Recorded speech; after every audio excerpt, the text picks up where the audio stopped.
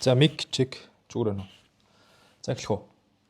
За бүгдэнд нь шинэ 7 хоногийн мэндийг хүргэе. За сүүлийн үед болж байгаа зах зээлийн нөхцөл байдал за арилжаач бидний хувьд бол нэг талаасаа бас мөнгө хийх боломж нөгөө талаасаа бас айц дагуулсан үйл явдлууд бас нэлээд өрнж бий боллоо. За тэгээд мөн геополитикийн хурцтмал энэ үед арилжаа хийж байгаа залуус маань бас юу юм дээр анхаарах за мөн техник шинжилгээтэйгээ хослуулад хэдүүлээ багахан товчхон хугацаанд ярилцаад за миний хувьд яг ямар бүтээгдэхүүн ямар одоо зүйлсүүд дээр шинжилгээ хийж байгаа цаашлаад ямар төлөвлөгөөтэй байгаа талаараа жоохон урт хугацаанд хамруулад хэдүүлээ ярилцгаая. За хамгийн ихний бүтээгдэхүүн бол Nasdaq буюу за хүмүүсийн мэддгээр бол технологийн шилдэг Америкийн одоо 100 компани багцлсан индекс гэж хүмүүс мэддэг. За тэгээд Nasdaq-ийн хувьд бас маш сонирхолтой дүр зураг ажиглагдаад байгаа. За юу вэ гэхээр ерөнхийдөө бол Nasdaq-ийн хувьд та хэд харах юм бол бүх цаг үедээ бол те урт хугацаагаар хараад явхад бол бүх цаг үедээ ер нь тогтмол өсөлтийн трендтэй байнга явдаг ийм онцлогтой индекс. За ерөнхийдөө S&P 500, US 30 буюу одоо Dow Jones гэх зэрэг одоо ийм томоохон индексүүд бол ерөнхийдөө бол байнгын бүх цаг үедээ өсөлтийг хийж явдаг. Ягаад тэгэхээр шилдэг гэсэн компаниудыг багцалж индекс болгодог учраас тухайн одоо шилдэг компаниуд нь бол мэдээж байнгын одоо өсөлттэй байдаг. За магадгүй одоо Dow Jones-ийн хувьд за S&P 500-ийн хувьд ярихад бол 500 шилдэг компани одоо хувьцаа багцлаад нэг индекс болгоцсон байгаа гэсэн үг. Тэгэхээр тухайн 500 компаниас нэг компани тухайн одоо улиралдаа ч юм уу маш муу ажиллаад хувьцааны хувьд ашиг орлогын хувьд бага муу ажиллаа гэж бодоход тухайн компани хасагдаад дараагийн одоо шилдэг ажиллаж байгаа компани тухайн листэнд ордог учраас ерөөдөө байнгын тухайн цаг үеийн шилдэг 500 компани гэж ойлгож болно. Тэгэхээр эдгээр индексүүд бол онцлог нь бол байнгын өсөлттэй явдаг. За Америкийн одоо суур Америкт одоо ажиллаж амьдардаг одоо уугуул Америкчууд бол ихэвчлэн одоо Монголтой харьцуулахад бол хөрөнгө оруулалтын мэдлэг гэх юм уу да тэр зүйл нь бол харьцангуй одоо дээр түвшинд байрладаг мэдээж хөрөнгө оруулалт хөрөнгөний зах зээл бол нэлээд хөгжсөн улс учраас за тэрдээ ч тийм үү одоо ерөнхийдөө ихэнх Америкчууд бол ярихад бол S&P 500 бол нэлээд Америктэй алдартай за хүмүүсийн хувьд бол бас боломжтой санхүүгийн боловсралтай хүмүүсийн хувьд тогтмол байдлаар тухайн индекс рүү бол хөрөнгө оруулалт хийдэг хөшөрсөн хойноо одоо монголоор бол тэтгэврт гарах гэж ярьдаг. За тэрний Америкчуудын хувьд бол хөрөнгө оруулалтаасаа өгөөж аваад одоо тэрнгүүрээ сайхан амьдрна гэдэгт итгэдэг ийм онцлогтой байдаг. Тэгэхээр эдгээр индексүүдийн хувьд бол бүх цаг үедээ байнгын өсөлт хийж явж исэн ийм онцлогтой. За хэдүүлээ Nasdaq-ийн хувьд түүхэн зүйлсүүдийг нь ажиглаад үзье. Ерөнхийдөө техник шинжилгээний хувьд хүмүүс яагаад техник шинжилгээ хийдэг вэ гэхээр өнгөрсөн хугацаанд болж байгаа процесс ирээдүйд дахин давтагдах боломжтой тухайн маркетинг буюу зах зээлийн нөхцөл байдал нь циклээр ингэж давтагдаж явдаг гэдэг тулгуур ойлголтон дээр бид нэр техник шинжилгээ хийдэг. За одоо жишээлбэл хамгийн сүүлийн одоо миний мэдж байгаагаар хамгийн одоо хүмүүсийн мэдж байгаагаар ковидын үеийн хямралаар бол ерөнхийдөө бүх индекс компаниудын хувьцаа бол маш доошоо уналт үзүүлсэн. За одоо энэ ковидын үеэр жишээлбэл 20 оны энэ ковидын үеэр доошоо ханш маань нэг 27-28 орчим хувиар бол уналт хийж исэн ийм түүхтэй. За гэхдээ яг үндсэн одоо техник шинжилгээр хараад үзэхэд бол юу ажиглагдаж байгаа гэхээр хамгийн доод түвшинд үүссэн энэ тухайн энэ ханшаа бол 6048 гэдэг ханшиг бол эвдлээгүй тренд бол эргээгүй байсан учраас буцаад зах зээл маань одоо сэргэлт хийгдээд за мөн тухайн үеэр бол банкуд бол хүүгээ бол маш их хэмжээгээр бууруулж одоо индекс компаниудыг бол аварж ирсэн. За тэгээд индекс маань бол индексүүд бүгд сэргэлтэнд эргээд маш хурдан хугацаанд бол ороод за ингээд өсөлт хийж исэн. За энэ өсөлтний дараа бол тодорхой хэмжээний одоо хөөсрөл гэх юм уу да явагдаад за тодорхой хэмжээний pullback буюу уналтын хөдөлгөөн бас дахиад явж исэн. Гэхдээ доошоо унахтаа мөн 35 орчим хувиар унаад дахиад дэшегээ өсөлтийн хөдөлгөөн хийж исэн. За ингээ анзаарах юм бол та хэд энэ Dow-ийн онол гэж байдаг те. Dow-ийн онолоор хэдүүлээ шинжилгээгээр ингээд энгийн төвшөнд харахад бол хамгийн сүүлд ковидор хийсэн энэ уналтыг бол тухайн одоо correction орж ирж исэн хөдөлгөөн маань бол эвдэж чадаагүй байгаа харагдаж байгаа те. Одоо энэ чинээс харахад бол ковидын уналтын энэ low төвшинг бол эвдэж чадаагүй. За тэгээд үргэлжлүүлээд энэ high төвшингөө бол сэтлээд дараагийн одоо өсөлтийн хөдөлгөөнөө бол хийгээд ингээ явсан. За сая хамгийн сүүлд бол энэ 24 оны сүүлээс 25 оны эхний хагасд бол бас тодорхой хэмжээний уналт бол хийсэн. За тухайн уналтаар бол ханш маань доошогоо бас нэг 21 орчим хувиар бол унж исэн юм байна. За энэс хойш бол тэгээд ерөнхийдөө байнгын зах зээл маань тасралтгүй өсөж байгаа. За та хэд анзаарах юм бол ковидын дараах нэг 22 оны 23 оны 22-23 оны нэг уналтын үеэс хойш зах зээл маань дандаа өсөлттэй явж байгаа. За яагаад ийм өсөлттэй явж байгаа гэхээр хүмүүс ковидын үеэр улс орнууд бол маш хэмжээний одоо мөнгийг бол хэвлсэн. За бэлэн мөнгө хэвлэгдэж одоо зах зээлд гарч байгаа гэдг нь нэгсэндөө зах зээлийн мөнгөн урсгал нэмэгдэж байгаа. Тухайн их хэмжээний хэвлсэн мөнгнүүд бол ямарваа нэг байдлаар зах зээлийн одоо нэг газар очиж шингэдэг. За тэгээд ерөнхийдөө бол энэ хөрөнгөний зах зээлийн бас өсөх нэг суур босон гэж миний хувьд бол үзэж байгаа гэсэн үг. За тэгээ одоо ер нь яагаад сонирхолтой зүр зураг ажиглагдаад байгаа вэ гэхээр хэдүүлээ хамгийн сүүлд хийгдсэн энэ томоохон хэмжээний одоо уналтаас хойш бүтэн нэг юм том cycle trend бол явсан байна шүү дээ. Нэг ийм том тренд бол явсан байна. За энэ уналтын дараа өсөлтийн дараа тодорхой хэмжээний pullback орж ирсэн. За тэгээд нэг ийм том хэмжээний өсөлт орж ирсэн. За одоо харин дараагийн том уналт орж ирэх болж байгаа юу гэдэг асуулт. За ерөнхийдөө бол миний хувьд бол зах зээлийн нийт зах зээлийн байдал бол нэлээд хөөсрөлттэй явж байгаа гэж харж байгаа. За удахгүй бас энэ Федийн бодлогын хүү хэрхэн өөрчлөгдөх, за мөн дээрээс нь Федийн дараагийн холбооны нөөцийн сангийн дараагийн одоо ерөнхийлөгчөөр хэн томилогдох гэдгээс хамаарат Америкийн нэгдсэн улсын одоо цаашдын бодлого яаж явах нь бол тодорхой болно. За тэгээд бид нар одоо энэ Nasdaq-ыг харахад бол одоо тодорхой хэмжээний уналтыг бол ядаж дор хаяж бол энэ хүртэл за 18,000 хавцаар бол 19-өөс 18,000 хавцаар бол дараагийн нэг уналтыг хийх боломжтой гэж одоо хараад байгаа гэсэн үг. За дээрэс нь техник шинжилгээгээр урт хугацаанд нь хараад үзэхээр за үндсэн хамгийн сүүлд хийсэн ковидын уналтаас хэдүүлээ нэг юм бүтэн cycle trend яваад pullback явсан гэж үзээд одоо нэг юм бүтэн тренд явж байгаа гэж үзэх юм бол Fibonacci 61.8 түвшин дээр бол ханш маань бол нэлээд одоо ойртож очиж байгаа гэсэн үг. За Fibonacci 61.8 extension level бол нэлээд хүчтэй level. За техник шинжилгээгээр харахад бол энэ түвшин дээр ирээд ханш дараагийн одоо тодорхой хэмжээний нэг юм bounce буюу correction хийх магадaltaй гэж үзэж байгаа гэсэн үг. За аль хүртэл унах боломжтой вэ гэдэг ойлголт. За гэхдээ шууд унах юм уу те аль хүртэл унах боломжтой вэ? За Fibonacci 61.8 extension level бол энэ дээр яг таарсан. За сая дээрэс нь ханш маань юу харуулсан бэ гэхээр за daily дээр тавиад хэдүүлээ харах юм бол ерөнхийдөө ханш маань өмнөх оройгоос сэтэлж чадахгүйгээр ерөнхийдөө доошоо хүчтэй уналтыг бол үзүүлсэн. За дээрэс нь одоо энэ геополитикийн асуудлаас үүдэлтэй дэлхийн нийт ерөнхийдөө бол цаашлаад миний бодлоор риск оф буюу ер нь эрсдэлгүй хөрөнгө оруулалт руугаа нэлээд их чиглэх болов гэдэг ийм дүр зургийг хараад байгаа. За тэгээд крипто болон одоо индексүүдийн зах зээлүүд ерөнхийдөө цаашаа жоохон уналтыг бол үзүүлэх боломжтой гэж бодод байгаа. Крипто бол биткойн дээр бол бас нэлээд уналтыг бол үзүүлээд байгаа шүү дээ, тий. Тэгэхээр риск оф гэдэг нь юу вэ гэхээр ерөнхийдөө хүмүүс эрсдлээ хаагаад аль болох эрсдэлгүй хөрөнгө оруулалт руу хөрөнгө оруулж эхэлнэ гэсэн үг. За дээрэс нь бас нэг зүйлийг анхаарах хэрэгтэй. Яг энэ хөрөнгөний зах зээлийн одоо энэ индексүүдийн хувьцаа маань өсөөд байгаа юу? Эсвэл доллар сулраад байгаа юу гэдэг асуудал. За нэг одоо жишээ аваад хэлэх юм бол нэг шиг колоны хувьцааг бид нар одоо жишээлбэл нэг шиг колаг 5-6 жилийн өмнө $1 авдаг байсан бол одоо $3 авдаг болцсон байна гэж төсөөлөе л та. Гэтэл энэ дээр яг колоны өөрийнх нь үнэ өсөд байгаа мó эсвэл долларын ханш сулраад байгаа мó гэдэг асуулт гарч ирдэг. За тэгээд ерөнхийдөө инфляц болон энэ одоо хувьцааны үнийн өсөлт хоёр хоорондоо бас холбоо хамааралтай байдаг гэсэн үг. Тодорхой хэмжээнд одоо нөлөөлдөг гэсэн үг. Тэгэхээр жишээлбэл одоо ковидын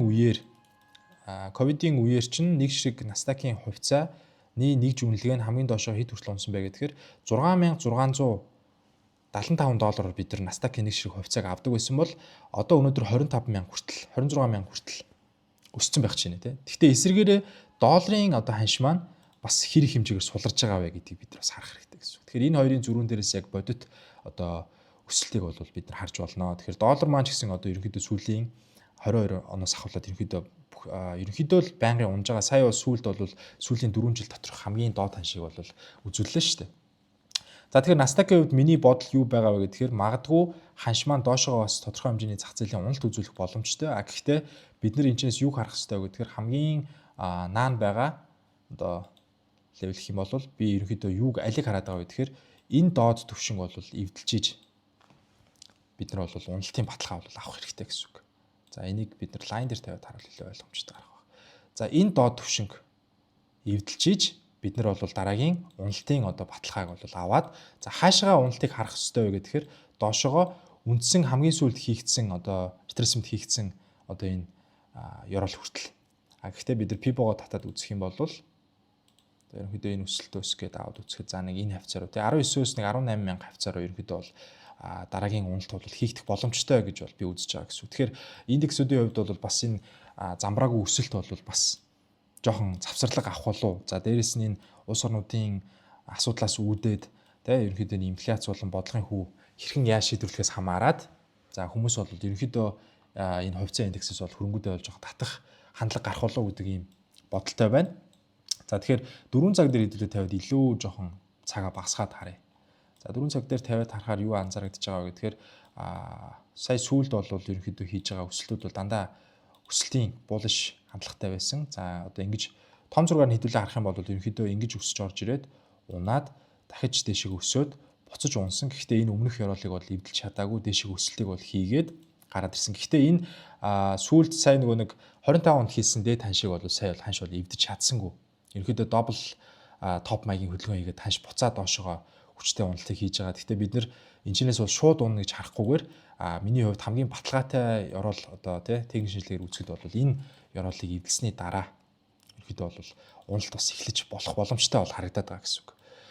За Nasdaq-ийн хувьд бол ийм. За дараагийн бидний ярих хослол бол алтны ханш. За алтан дээр бол мэдээж сүүлийн үед хүмүүс маш их хэмжээгээр шуурж алт руу орсон. За саяны уналтаар бас нэлээдгүй хэмжээний хүмүүс ч гэсэн мөнгө бас алдсан байх гэж бодож байна. За нөгөө хит их өсөлтөнд итгэсэн хүмүүс мөнгө алдсан байх. За ашиг хийсэн ч хүмүүс бас байгаа бах тий. За алтны хувьд яагаад ингэж их өсөлтийг үзүүлээд байгаа вэ гэхээр нэгдүгээрт бас нөгөө түрүүний яриад байгаа геополитикийн асуудлаас үүдэлтэй хүмүүс риск офф хийгээд эрсдлээ хагаад нөгөө нэг эрсдэлгүй хөрөнгө оруулалт руугаа оруулж эхэлж байгаа. За алт бол бүх цаг үедээ бол угаасаа л эрсдэлгүй хөрөнгө оруулалтын найдвартай хэрэгсэл байсан. 1929 он, 2008 он, сая ковидын үе гэх мэтчлэн бүх хямралуудын үеэр бол алтны ханш бол дандаа өсдөг. Хямралын үеэр бол алтны ханш бол өсдөг гэдээ ойлгочих хэрэгтэй гэсэн үг. Тэгэхээр хүмүүс бол нэлээд айцтай байгаа зах зээл дээр. Алт бол зах зээл эвгүүтж магадгүй гэдэг айцтай байгаа. Тийм ч учраас алт руу хөрөнгө оруулж байгаа хөрөнгө оруулалт нэмэгдэж байгаа. Хоёрдугаар гэх юм бол улс орнуудын энэ хоорондын зөрчилдөөнөөс үүдээд алт маань өсөж байгаа. Яагаад тэгэхээр улс орнууд өөрсдийнхөө валютыг алтаар нөөцлж чангатгаж одоо барьж байгаа гэсэн үг.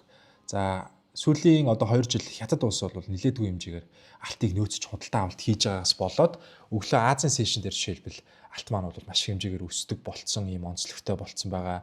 За мөн дээрээс нь сүүлийн үед нөгөө нэг AI-аас шалтгаалсан томоохон компаниуд бол алтыг бас маш хэмжээгээр худалдаа авалт хийж байгаа гэх мэтчлэн ийм зүйлсүүд бол нөлөөлж байгаа. За мөн дээрээс нь саяны Гренландын одоо асуудалтай холбоотой бас Америк нэгдсэн улс, Европын хоорондын зөрчилдөөнөөс үүдээд алт маань бас өсөж байгаа. За мөн дээрээс нь Украин болон Оросын дайны асуудал гээл те. Ерөнхийдөө сүүлийн үед нэлээд асуудлууд зах зээл дээр их байгаа учраас л алт өсөж байгаа гэж ойлгож болно.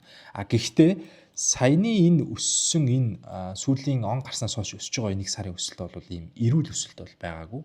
Ерөнхийдөө хит зах зээл дээр хүмүүс алт өсөөд байна, энийг авах ёстой, бай оролт хийх ёстой гэдэг нэг ийм зах зээлийн нэг ийм хит эйфория буюу хөөрлөөс үүдэлтэй ийм худалдаа авалтууд байсан баг. За тэгээд сая яагаад энэ их хэмжээгээр унсан бэ гэхээр нөгөө институцууд болон томоохон байгууллагууд хөрөнгө оруулалт хийжсэн газрууд бол ерөнхийдөө profit taken буюу ашиг аваад гарсан гэсэн үг. Ерөнхийдөө алтыг буцаага зарсан. Зарлалтууд хийгдсэн. За тэрнээс үүдэлтэй бол сая 2 хоногт бол маш хэмжээний уналтууд бол бий боллоо. За техник шинжилгээгээр хэдүүлээ алтыг бас ингээд хараад үзье. За ерөнхийдөө л байнгын бас алт маань нэг S&P 500 US 30 гэдэг шиг бүх цаг үедээ харахад бол дандаа л өсөлт бол хийж явж исэн. За хамгийн сүүлд гэх юм бол 25 оны 10 сард маш all time high хийгээд буцаад доошоо уналт бол хийсэн. Тэрнээс хойш дандаа тасралтгүй өсөж байгаа. За миний одоо харж байгаагаар хамгийн сүүлд хийгдсэн low ханш бол энэ дээр тогтож байгаа гэсэн үг. Энэ дээр харж байгаа. За хэдүүлээ line дээр тавиад харъя. За энэ дээр бол хамгийн сүүлд ханш маань бол low-ийн бүсийг бол тогтоосон гэж харж болно гэсэн үг. Тэгэхээр одоо all time high энэ дээр тогтчихсон байгаа. За ханш бол энэ бүсээс энэ all time high хийсэн саяны бүсээс энэ доор байгаа low түвшин хооронд одоо нэг юм retracement буюу correction хөдөлгөөн хийж байгаа гэсэн үг. За тэгээд аль хүртэл одоо ерөнхийдөө унах боломжтой харагдаж байгаа гэхээр ханш маань за хамгийн энгийнээр хэдүүлээ Fibonacci татаад үзэхэд бол ерөнхийдөө миний харж исэн үнцэг бол саяны нөгөө нэг энэ айхтар өсөлт эхлэхээс өмнө үүсдэг нэг юм өсөрж гарч ирдэг нэг өсөлтөө шүү дээ. Ерөнхийдөө энэ хүртэл унах боломжтой гэж харж ирсэн. За 4600 гэдэг ханшиг бол би ерөнхийдөө хэлээд байгаа. 4600 гэдэг ханш хурж ирэхэд ерөнхийдөө дараагийн одоо өсөлт буюу бухын зах зээл бас эхэлж магадгүй гэдэг нэг юм. За энийг арилгачих. Gap бол бас яг жишгүй. За энэ дээр орж ирэхэд бол би ерөнхийдөө дахиад нэг баа ярилжаа харж болох үс харагдаад байгаа гэсэн үг. Гэхдээ шууд биш те. Өмнө нь одоо хэдүүлээ түүхийг ингээ харахад бол хань шууд доошоо унж орж ирээл буцаал шууд ингээд ихцдээшээ өсчихсэн өсөлтүүд бол ерөнхийдөө ховор байгаах. Та одоо ингээ хараад үзээрэй. Ерөнхийдөө тодорхой. За энэ дээр бол шууд ингээ өсчихсэн байна. За энэ дээр ерөнхийдөө та хэд уналтуудыг харах юм бол одоо тодорхой хэмжээнд зах зээл унлаа гэж бодоход тодорхой хэмжээнд энд нэг юм range zone rejection авж байгаа дараагийн өсөлтөөр хийж исэн харагдаж байгаа. За тэгээ хамгийн сүүлд бид нар 25 оны 10 сард хай хийгээд унсан уналтыг хараад үзье.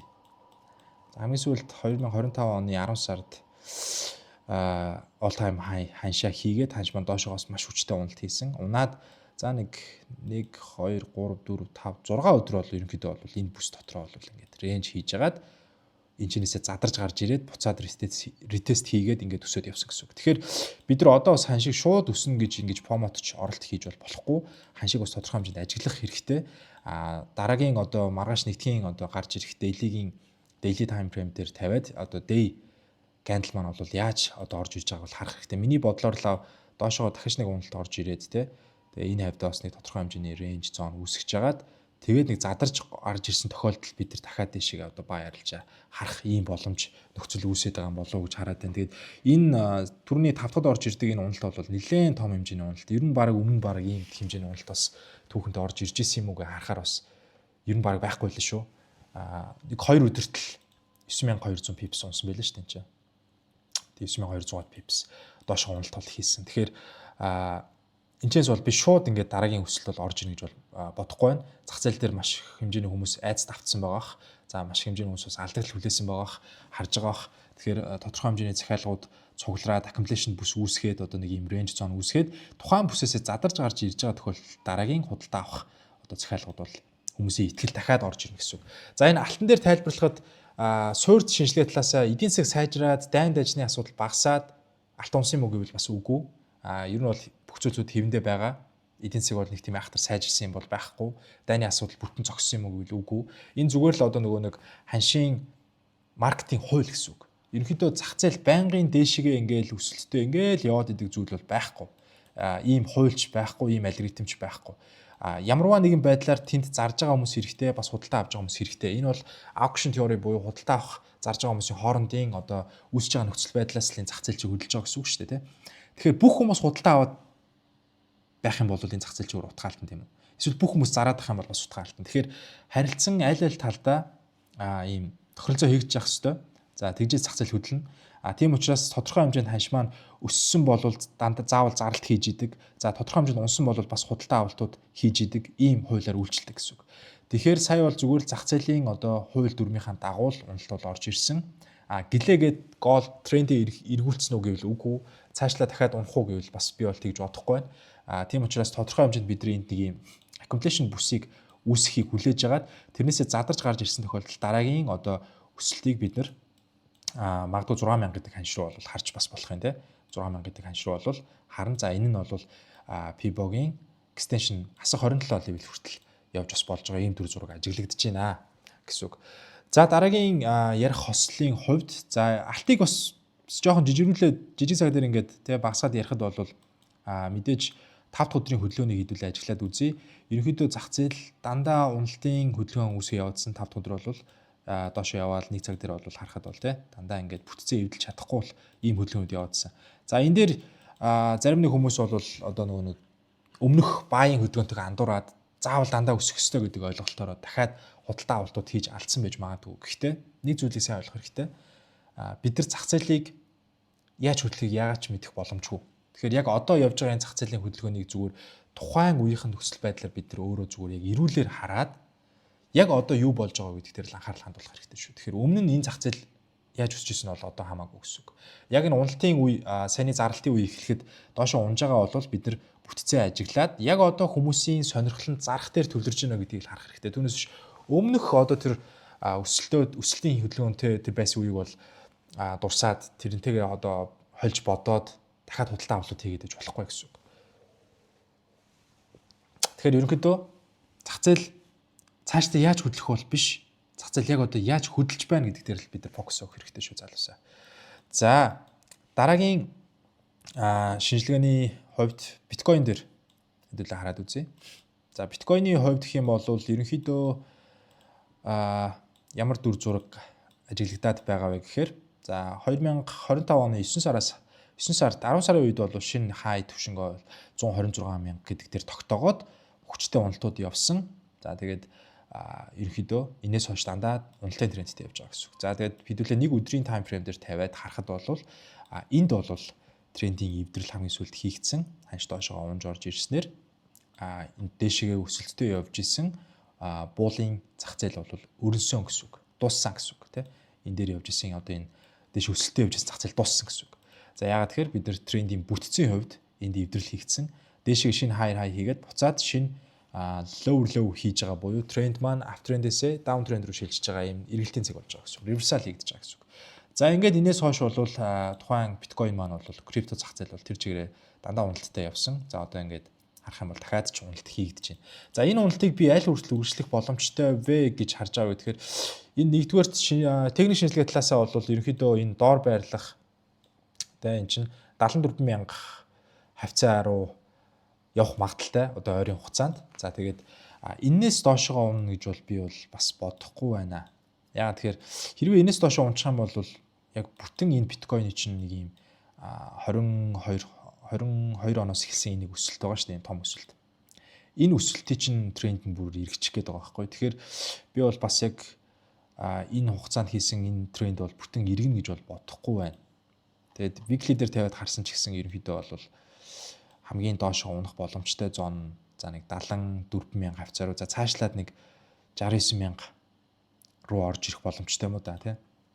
Энэ хавцаар бол орж ирэх боломжтой харагдаж байгаа. За тэгээд энээс доошоо хэрэг унаад ирэх юм бол бас байдал нөхцөл байдал жоохон эвүүдчихнэ гэсэн үг. Тэгэхээр миний харж байгаа нь одоо зах зээл маань ерөнхийдөө доошоо унж орж ирээд хамгийн доор байрлаж байгаа энэ сүүлийн хийсэн low ханшиг бол доошоо яг sell side хийх боломжтой. Буюу энэ доор liquidation маш их төвлөрсөн байж болцсохгүй бүс гэсэн үг. Энэ low дээр маш хэмжээний хүмүүс position-уудаа бол энэ дээр стоп захиалгуудаа өгсөн байх магадaltaй. Яагаад тэгэхээр техник шинжилгээгээр тэгж харагдаад байна. За тэгээд зах зээл маань одоо үргэлжлүүлээд дэшээний pullback өгөөд үргэлжлээд 68 70,000 руу бол унах боломжтой. Тэгээд энэчнээс дараагийн харин өсөлт бол эхлэх боломжтой зүгээр техник шинжилгээгээр тэгж харагдаж байгаа гэсэн үг. Гэхдээ энэ үед бас тухайн одоо улс орнуудын нөхцөл байдал хэр сайжрах вэ гэдэг асуудал. Яг одоогийн байдлаар бол хүмүүс бол крипто зах зээл байтугай ерөөдөө эдийн засгийн нөхцөл байдлууд бол жоохон сонирн болж эхэлж байгаа шүү дээ хаасайгүй. Одоо Монгол улсад ч гэсэн ерөөдөө эдийн засгийн нөхцөл байдал бол маш хүнд нөхцөл байдал руу бол орж ийн гэж би бол харж байгаа. За дэлхийн нийтээр ерөөдөө жоохон эвгүй байгаа. Тийм учраас энэ хэцүү цаг үед бол хүмүүс илүү юм руу хөрөнгө оруулах гэсэн илүүтэйгээр хөрөнгөө яаж хамгаалах уу гэдэг байдал руу ордог. За өмнө нь бол ковидын дараа энэ койнуудын тесрэлт яагаад хийгдсэн бэ гэдгээр ковидын үеэр бүх зүйлсүүд хаалттай эдийн засгийн хямрал тодорхой хэмжээнд болоод эргэж гарч ирэхдээ улс орнууд маш их хэмжээгээр бэлэн мөнгийг хэвлэж зах зээл дээр оруулсан зээлийн хүүг нэлээд хэмжээгээр бууруулсантай холбоотой эдийн засаг маш хурцтай сэргсэн. Тэр үеэр хүмүүс яаж хэрхэн хөрөнгөө одоо өсгөх вэ гэдэг талаар бодож одоо крипто руу маш хэмжээгээр одоо хөрөнгө оруулалтууд хийжсэн. За монголчуудын хувьд ч гэсэн 20 онд одоо тий 2021 онд бол крипто ямар их жижиг койнууд гарч ирж одоо хүмүүс маш хэмжээгээр крипто сонирхож байсныг санаж байгаа. За одоо харин эсрэгээр хүмүүс хөрөнгөө яаж хамгаалах вэ гэдэг тал дээр л сэтгэл зүйн хувьд бол үсээд байна уу да гэж би бол хараад байгаа. Тэгэхээр энэ крипто үргэлжлүүлээд бас 70,000 69,000 руу унах бах. Гэхдээ энэчнээс бид нэг зүйлийг ойлгох хэрэгтэй. Хямрал буюу энэ уналт гэдэг зүйл маань бас нэг талаасаа тийм муу зүйл бол биш. За эдийн засгийн тодорхой хэмжээний бид нар мэдлэгтэй байх юм бол хамгийн их одоо энэ дэлхийн тэрбумтнуудын хөрөнгөтэй хүмүүсийн хөрөнгөө өсгөдөг цаг үеийн хямралын үе байдаг. Ягаад тэгэхээр тэнд бүх зүйл дискаунт буюу хямдхан болж ирсэн байдаг тийм. За одоо жишээлбэл биткойныг түрүүн хүмүүс 126,000 бүх цаг үеийн дээд ханшаа хийлээ гэж яхад вау гэжсэн бол одоо уналт хийгээд эхлэхэд эсрэгээр айж эхэлдэг. Гэтэл энэ маань тодорхой хэмжээний зүгээр л дискаунт буюу хямдрал үзүүлжсэн байж болно. Дахиад дараагийн одоо хямдралтай биткойны бүс хамгийн сүүлд 22 оны ковидын дараах тий одоо яг нэг юм хямралтай байх үед хэд үржсэн 15,000 хүртэл унжсэн. За 15,000-аас сая 23 оноос 26 онд чинь 3 жилийн дотор 123,000 хүртэл өссөн. Одоо харин геополитик болон цэцлэгийн зах зээлийн одоо нэг юм эвгүй байдал үүсээд байх үед дахиад биткойны одоо юунууд маань прайсууд маань бол доошоо унж эхэлж байна. За гэхдээ бид нар хаанаас дараагийн худалдаа авалтуудаа хийх вэ гэдэг дээр л анхаарлаа хандуулж явах хэрэгтэй гэсэн үг. Тэгэд миний хамгийн ойрхон харж байгаа түвшин бол нэг 70,000 69,000 гэсэн үн харагдаж байна. Энэчнээс техник шинжилгээний хувьд бол дараагийн өсөлтийг бол хийх боломжтой зон бол харагдаж байна. Залуусаа тэгээд тийм байна. За тэгээд за дараагийн одоо нөгөө нэг шинжилгээгээр хэдүүлээ харах юм бол pound out-ийн хувьд бас их сонирхолтой техник шинжилгээгээр их сонирхолтой харагдаж байгаа. За яагаад тэгэхээр ерөнхийдөө pound out-ыг ажиллах юм бол нэлээд өсөлттэй. За энэсийг алгасч байна.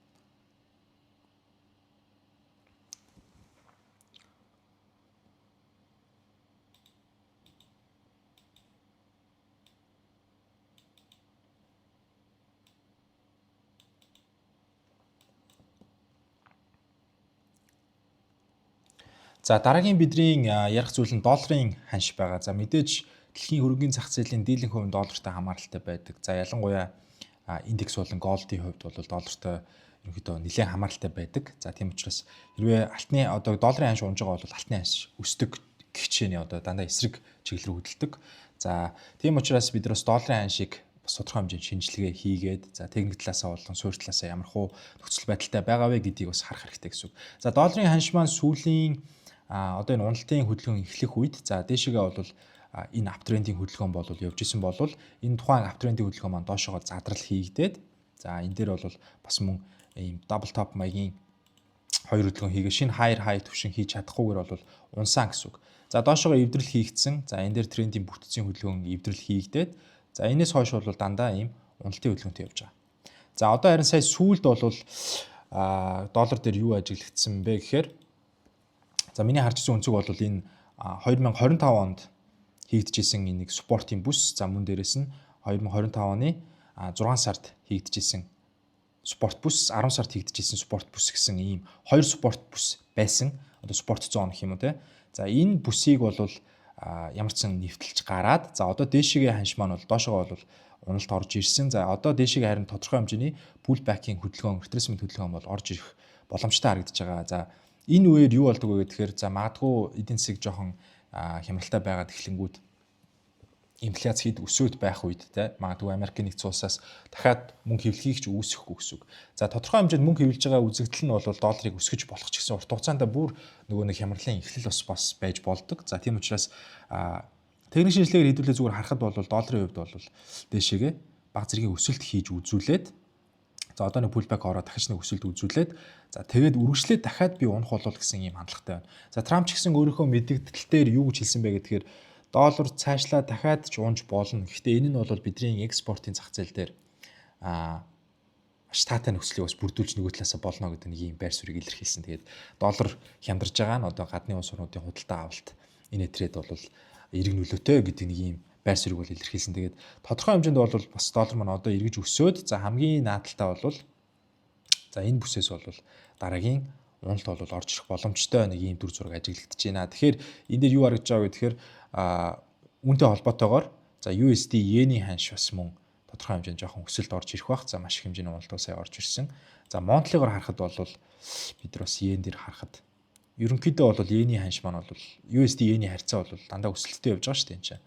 Энэ сүүлд энэ спорт барьсан энэчнээс хойш бол дандаа өсөлттэй миний дараагийн харж байгаа цэг бол ерөнхийдөө шин дээд түвшин энэ өмнөх хай түвшингөө бол эвдэх магадaltaй гэж ингэж харж байгаа гэсэн үг. За Монтли дээр харахад бол энд үүссэн байгаа имбалансыг бол одоо нөхөж байгаа харагдаж байна. За маргаашнаас бол шин сар эхэлж байгаа. Тэгэхээр дараагийн Монтлигийн лаа магадгүй доошоо татаж орж ирээд тий тодорхой хэмжээний pullback яваад за буцаад энэ маань дэшигээ ингээд татах. За ийм нэг ийм доороо зүйтэй нэг ийм лаа бас гарч ирэх боломжтой харагдаад байгаа шүү. Тэгэхээр USD йенийг бас нэлээдгүй сонирхож байгаа. Би тодорхой хэмжээний уналт хийснийхэн дараа бол USD йен дээр бол long арилж байгаа сонирхоод байгаа гэсэн үг. За тэгээд нэг иймэрхүү дүр зураг ажиглагдчих болно. Тэгэхээр тодорхой хэмжээний уналтыг бид нэр USD йен дээр харж агаад иймэрхүү хөдөлгөөнийг ажиглаж агаад тий. Тэгээ энэ дэр хэрвээ баг цаг дээр эвдрэл хийж чадах юм бол дэшегээ дахиад дараагийн өсөлт хүртэл ингэж харах боломжтой болж байгаа. За тэгээ мөн доллар дээр ч гэсэн энэ доошоо уналт хийж орж ирэхдээ бас нэг анзаарэгдэж байгаа зүйл нь weekly-ийн time frame дээр бол мөн адил нэг юм спорт барьсан лааных нь close ханшин буюу хаалтын ханшин дээрээ байдалтай ингэж ажиглагдаж байгаа. Тэгэхээр ямар ч сан тодорхой хэмжээнд өсөх нь бол техник шинжилгээгээр бол ингэж харагдаж байна. Тэгээд үргэлжлээд бас ингээд өсөд ороод ирэхийг ч бас үгүйсэхгүй. Ямар ч сан наадталтай хамгийн наадталтай энэ хүртэл бол өсөх юм боломжтой харагдаж байгаа. Тэгэхээр бид нар USD-тэй хослолууд дээр бас сайн нэлээдгүй хэмжээний уналт бол үүссэн. Одоо эсрэгээрээ дахиад өсөлт хийх бас боломжтой харагдаж байгаа гэсэн үг.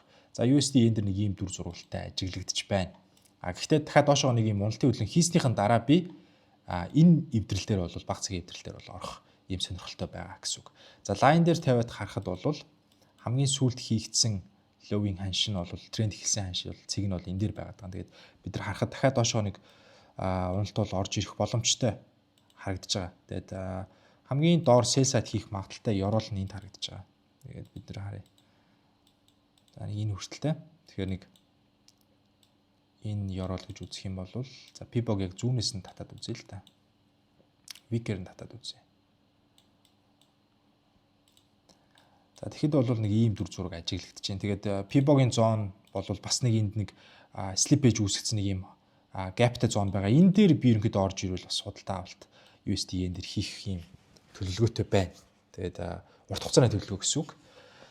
За тэгээд иймэрхүү шинжилгээнүүдтэй байна да. За тэгээд йений хувьд бас мөн тодорхой хэмжээнд бас одоо чангарч бас чадахгүй байгаа даа. Үргэлжлүүлээд бас уналт бас үргэлжлэх ийм магадaltaй байгаа даа. Японы үрийн хэмжээ бас нэлээд нэмэгдсэн, эдийн засгийн байдал бас тиймч таатай бус байгаа. За тэгээд сая орж ирэхдээ энэ өсөлт хэсэг орж ирэхдээ бол энэ өмнө үүссэн байсан энэ зоныг бол ерөөсөө сэтэлж чадаагүй. Хэрвээ саяны орж ирж байгаа энэ өсөлт тэр чигтээ орж ирээд ингэж эвдэлж чадсан бол энэ дээрээ спорт аваад дахиад дэшиг өсөх ийм магадaltaй буюу энэ доошоо урт хугацаанд үргэлжлсэн нэг ийм даун трендing хөдөлгөөн бол дуусах боломжтой байсан боловч энийг ол сэтэлж чадаагүй. Тэгэхээр миний хувьд лав йен бол үргэлжлүүлээд бас те унах боломжтой харагдаад байгаа. За нэг энэчнээс нэг спорт авч дэшээ нэг өсөж дахиад үргэлжлээд нэг юм уналтын хөдөлгөөн бас харагдаж байгаа. Тэгээд йен өсөөд унана гэдэг чинь USD йен дээр бол унаад өснө гэдэг нэг юм дүр зураг бас ажиглагдаж болно гэсэн үг. Урт хугацаанд гэсэн үг. За тэгээд миний хувьд бол хамгийн ойрын сонирхож байгаа Nasdaq, Gold, Bitcoin, USD yen гэсэн ослууд дээр анализ болон суурь шинжилгээтэй холбож та бүхэн мэдээлэл хүргэлээ.